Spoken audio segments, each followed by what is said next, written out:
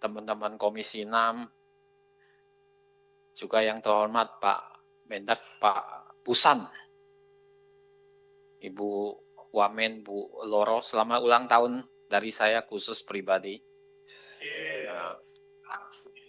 Kalau tadi mewakili satu komisi, ini saya pribadi mengucapkan selamat ulang tahun. Nah, pantunnya belum siap. Ketua KPPU dan jajarannya, BPKN dan jajarannya. Jadi memang kita ini kan menjalankan fungsi pengawasan. Supaya tujuan kita ini kan baik sebetulnya. Buat negara kita ini bagus gitu. Makanya kadang-kadang kalau teman-teman ada yang keras sedikit ya nggak apa-apa. Namanya check and balances gitu kan. Ya. Jadi kita terima kasih atas presentasinya, bagus. Lengkap ya. Tapi ada beberapa pertanyaan. Yang pertama adalah ini kan Kemendak lagi merevisi Permendak 31 2023. Kemarin saya ada FGD dengan seller digital e-commerce Pak bersama KPPU. Ya. Kita undang tuh Pak Menteri, seller-seller datang. Ya, termasuk beberapa asosiasi kita undang. Nah, kita dapatkan banyak feedback sebetulnya. Ya. Jadi sebetulnya gini Pak, yang terjadi ini bargaining positionnya udah nggak sama Pak. Lemah sekali seller ini. Itu intinya Pak sebetulnya. Jadi mau dia apain juga nurut sebetulnya. Nggak bisa apa-apa. Naikin biaya komisi ya sudah nggak bisa apa-apa. Biaya komisinya macam-macam, ada komisi dinamis, ya, algoritma, dan sebagainya. Pak Pusan, Pak Menteri nggak bisa apa-apa sebetulnya, karena posisinya lemah, mereka nurut. Bahkan mereka banyak mengeluh sebetulnya udah rugi seller-seller ini. Pak Menteri kan mengatakan bahwa 97% seller itu mikro, ya kan. Supaya pemain-pemain kecil juga yang banyak di situ gitu. Nah, makanya kita mengharapkan dari PMSE ini dalam Permendak yang baru nanti, itu bagaimana sih mengatasi perbedaan bargaining position yang begitu jauh. Ini menjadi poin penting sebetulnya. Karena kalau saya lihat poin-poin dalam PMSE, dalam Permendak yang Bapak buat itu, saya nggak melihat bahwa itu bisa menaikkan bargaining position, Pak. Gitu. Wajib transparan.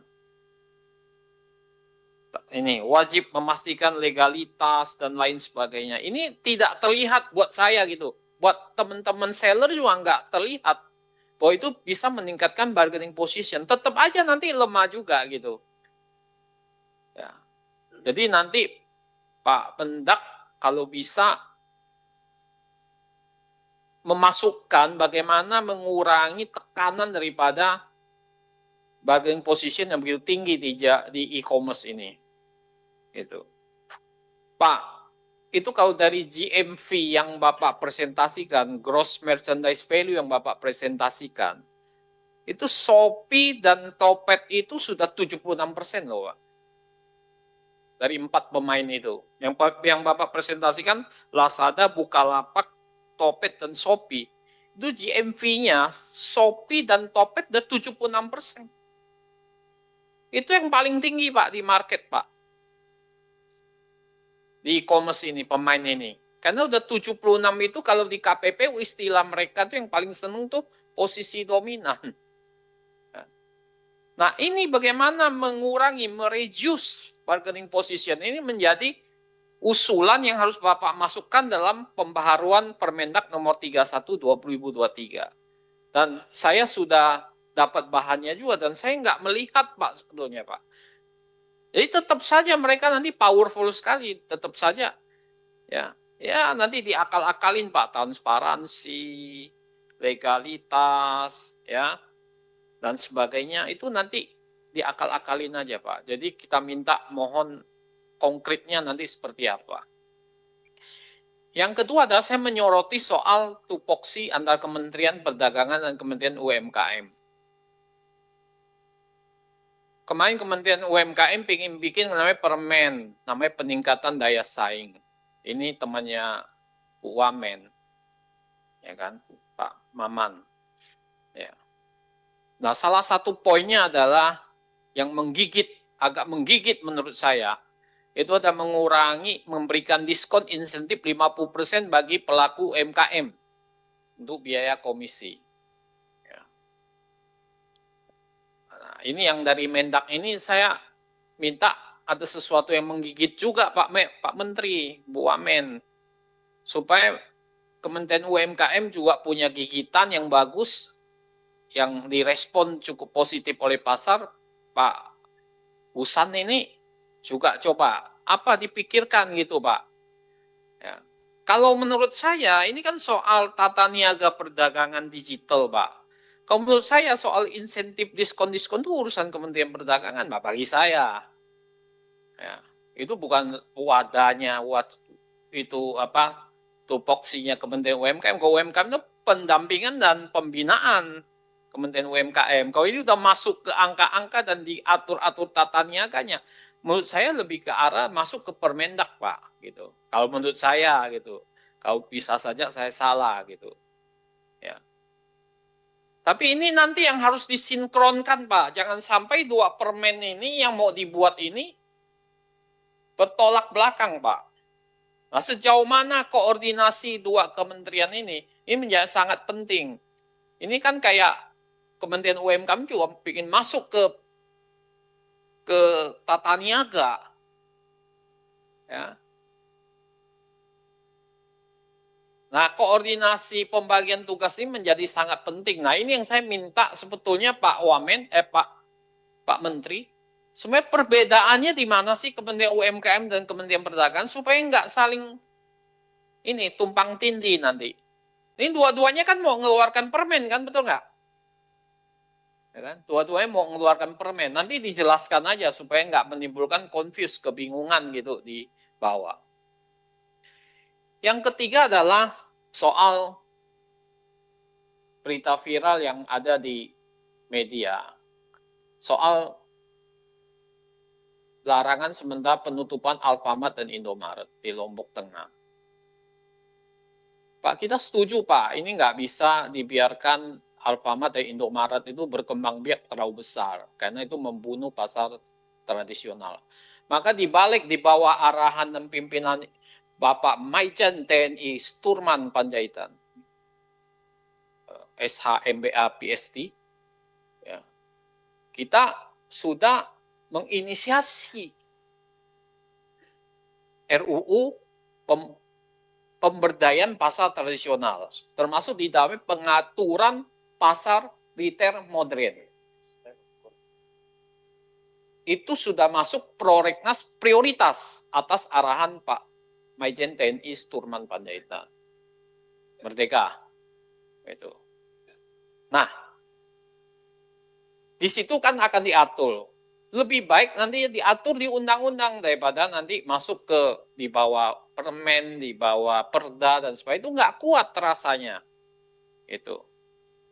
Tapi yang menjadi catatan saya adalah, setahu yang saya tahu data Pak, itu Alfamart dan Indomaret itu sudah berdiri hampir 10-15 tahun di situ. Di Lombok Tengah ini. Ada berapa kemarin itu? 17 kalau nggak salah. 25. Sudah cukup lama. Sedangkan yang dituduhkan adalah perdanya tahun 2021, perda 17. Berarti kan orang, kalau ini benar ya Pak Menteri kan, berarti kan orang itu sudah dapat izin, sudah berdiri cukup lama sebetulnya. Kemudian 2021 dipakai sekarang untuk dihentikan. Nah ini bagaimana pandangan Pak Menteri terhadap kasus-kasus kayak gini? Karena kalau kasus ini terjadi, nanti seluruh Indonesia kan bisa nih. Berarti harus ditutup nih. Ya. Karena dia melanggar perda dan sebagainya. Ini kan menjadi kerjaannya perdagangan dalam negeri di bawah Pak Menteri. Ini soal serius juga, karena dia menyangkut PHK, menyangkut lapangan kerja, dan setahu yang data yang saya dapat, mereka yang sudah berdiri lama gitu. Nah ini kan harus diselesaikan Pak sebetulnya kan. Perdanya 2021, mereka udah berdiri 10 sampai 15 tahun yang lalu. Berarti kepastian berusaha di mana? Gitu. Ini kan salah satu asas di dalam Undang-Undang Menteri Perdagangan, dalam Undang-Undang Perdagangan nomor 7 itu kan kepastian berusaha, Pak. Nah, ini poin juga yang Bapak harus nanti coba Bapak bisa kasih statement ini melanggar Perda, melanggar tata ruang, kemudian jarak 1 kilometer. Kalau kita pakai jarak 1 kilometer atau 500 meter, banyak loh Indomaret dan Alfamart yang harus ditutup, Pak. 1 kilometer itu, Pak. Banyak, Pak. Banyak nih, Jakarta berdekatan banyak sekali. Nah ini bagaimana way out-nya, Pak? Saya termasuk yang setuju ini jangan berkembang biak terlalu banyak, karena mereka sudah masing-masing sudah 23 ribuan, sudah 46 ribu, sudah terlalu besar. Ya, makanya kita inisiasi ada undang-undang itu. Nah ini terhadap ke Kementerian Perdagangan, Pak Budi Santoso yang baik hati dan Bu Roro yang cantik. Yang kedua adalah kepada KPPU. Pak, ini kan posisinya udah dominan, Pak. Ini potensi kartelnya, persekongkolannya tinggi loh, Pak. Antara Shopee dan dugaan bisa terjadi persekongkolannya tinggi loh, Pak. Antara Shopee dan Topet. Coba lihat, komisi naik, itu hampir berbarengan loh, Pak. Ini Bapak nggak mencium ini ada sesuatu. Atau biasa saja gitu. Karena biaya komisinya naik itu hampir, saya tanya tuh, seller-seller, iya Pak, berdekatan Pak. Berarti kan ini kan kayak Yamaha dan Honda nih, bisa-bisa gitu kan. Dulu, kasus dulu. Nah, karena dengan posisi dominan, satu janjian gitu, ya nggak berdaya sellernya. Yang pemain kecil ya nggak berdaya semua gitu. Nah itu yang diungkapkan dalam pertemuan dengan seller-seller juga Pak. Nah ini Bapak melihatnya bagaimana? Yang kedua adalah dalam perjumpaan tuh FGD Pak Menteri juga. Ini sekarang pemegang brand ini Pak. Brand-brand ini. Itu sekarang Pak. Langsung bikin official store. Menjual langsung ke konsumen. Itu nggak ada masalah, no issue di sana. Tetapi Pak, harga yang dijual kepada konsumen lebih murah daripada harga yang dijual ke distributor dan retailer. Berarti mematikan offline. Berarti dari sisi situ, Pak KPPU, apakah Pak Ketua, Pak Ivan, menangkap adanya diskriminasi di situ? Karena kalau di undang-undangnya pasal 19D, itu kan diskriminasi, Pak. Ada diskriminasi harga di situ, di mana dia justru menjual lebih murah kepada konsumen lewat official store-nya, daripada dia jual ke grosir dan retailernya. Nah, yang kayak gini ini ada masalah nggak, Pak? Karena itu pasti membunuh offline-nya, Pak, habis, Pak. Gitu. Nah, ini dari FGD di sana. Apakah ini kemudian bisa diatur kemudian? Kemudian yang selanjutnya ke BPKN, Pak. Ini BPKN ini hidup segan mati tak hendak. Nggak punya power apa-apa, Pak, saat ini. Bapak boleh ngomong apa aja, Bapak nggak punya apa-apa. Udah gajinya kecil, anggarannya kecil, powernya nggak ada lagi. Sebenarnya saya kasihan gitu loh, Pak. Penyelesaian sengketa konsumen juga tidak di Bapak. Bapak hanya menerima laporan aja. Bapak nggak bisa koordinasi dengan BPSK, garis komandonya nggak ada. Nggak ada semua, Pak. Nah, sebetulnya apa yang Bapak harapkan dalam revisi pelindungan usaha? Saya ngomong yang lain dulu deh. Karena kalau kita mau Bapak bertindak juga nggak bisa. Sebetulnya Papa menginginkan seperti apa, itu jangan malu-malu Pak ngomong Pak.